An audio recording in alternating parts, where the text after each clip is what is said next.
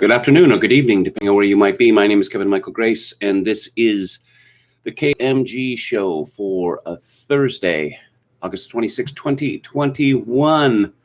I didn't know whether there was going to be a show today because the power went out in my building at 9:25 this morning. And when was it going to be back on? Well, apparently this was a big power outage affecting much of downtown Victoria, and power finally came back on at 2:35, which meant that I didn't have the time, which I would normally spend during the day, getting the show together. So if it's a little more free form than usual, well, now you know why. So big news from Kabul today. More disaster. This is from the Washington Post. Biden vows retribution after U.S. service members were killed in Afghanistan bombing. Single suicide bomber caused deaths of service members at airport gate. U.S. commander says 12 U.S. service members killed, at least 15 wounded in terrorist attack near Kabul airport. U.S. officials say Islamic State affiliate is leading suspect in Kabul attack. In a speech Thursday in which he said the United States would punish the Islamic State for a deadly attack on American service members and Afghans in Kabul, President Biden Thursday said he would send additional troops to aid Americans in Afghanistan if his military advisors ask, though he said that has not been requested. An Islamic State terrorist attack at the Kabul airport killed 12 U.S. troops and wounded 15 more Thursday with an explosion in a location where Americans were searching potential Afghan evacuees. We will hunt you down and make you pay, Biden said at the White House speech Thursday evening, calling those military members who died, quote, heroes who've been engaged in a dangerous, selfless mission to save the lives of others, unquote. Biden said military leaders were standing by their August 31st deadline to exit Afghanistan, though he left open the possibility that more troops may be sent there to help the evacuations of Americans. It's 5 days till the end of the month, till August 31st. It's already, August 27th in Kabul. Yeah, I don't know about that. Does anyone find it strange that after hearing nothing about ISIS in Afghanistan for years and years and years and years, it was just the Taliban. The Taliban was the enemy. All of a sudden, we're hearing all this talk about Al-Qaeda and hearing all this talk about ISIS. I suspect some furious spinning is going on here because we had the director of the CIA meeting with the Taliban a couple of days ago. Apparently, the United States Taliban is pretty pally right now. So searching for different scapegoats, different people to blame, perhaps. It's really hard to know with any kind of certainty what is going on in that country. But one thing is for certain, I don't want to hear Joe Biden invoke his dead son, Beau Biden, anymore. This is absolutely disgusting to keep waving around this bloody shirt of his son who died 6 years ago of brain cancer.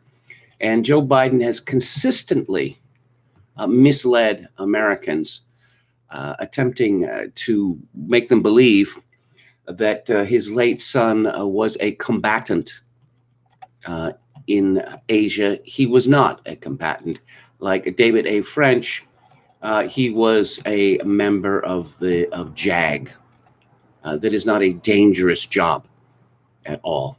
In fact, where JAG operates, where it operated in Iraq, Baghdad, Green Zone, one of the safest places in the world. In any event, I'm not so sure that that Beau Biden, such a heroic figure. This is from Wikipedia. Biden was criticized for his handling of the prosecution of Robert H. Richards IV an heir of the powerful Delaware-based DuPont family, accused of sexually assaulting his young daughter. Very young indeed, as it turns out. Let's see, how old was this toddler? CNN described the unfortunate girl as a toddler. I believe that she was 3 years old. Correct me if I'm wrong. In 2008, Biden's office charged Richards with 2 counts of second-degree rape, charges punishable by a minimum of 20 years in prison. But later that year, his office entered a plea bargain with Richards, in which Richards pleaded guilty to 1 count of 4th-degree rape and was sentenced by Judge Jan Jordan to 8 years probation. Defending the plea bargain and Jordan's sentencing, a letter to the News Journal, Biden wrote, quote, "This was not a strong case and a loss at trial was a distinct possibility," unquote, and said that the judge exercised sound discretion. Well, that's Delaware justice for you. Of course, one of the reasons that Joe Biden constantly invokes the name of his dead son is to distract attention from the very much alive Hunter Biden. Yes, don't look at that son. Look at this other son, the good one. Joe Biden said today that it had been a tough day. And he looked, yes, pretty agonized there at the podium while talking about his dead son. Once again, God knows how many dozens of times he has done that. I suppose not very many people are willing to complain about that because it seems insensitive, perhaps. Alex Berenson commented, did he just compare his son's death from cancer to what happened today? Did he just use his son's death that way? Oh my God. Well, that's the sort of thing that one has come to expect from Joe Biden. Of course, a couple of days ago, he couldn't remember whether his son served in the Navy or the Army, or whether he served in Afghanistan or Iraq. This is from Morgan Phillips at the Daily Mail.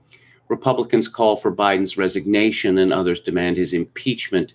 The GOP says he has more blood on his hands after ISIS suicide attack that killed 60, including 12 U.S. troops. You see how the media has immediately, they're simply declaring authoritatively that it was ISIS that was responsible for this.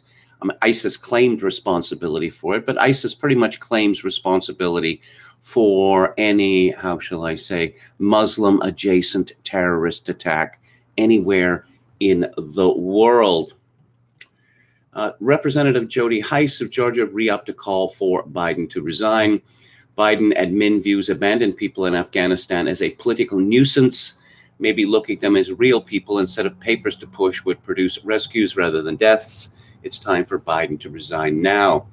Should Biden step down or be removed for his handling of Afghanistan? Yes, Nikki Haley, former ambassador to the United Nations, tweeted, but that would leave us with Kamala Harris, which would be 10 times worse. God help us.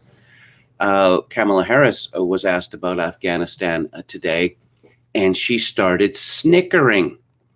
Well,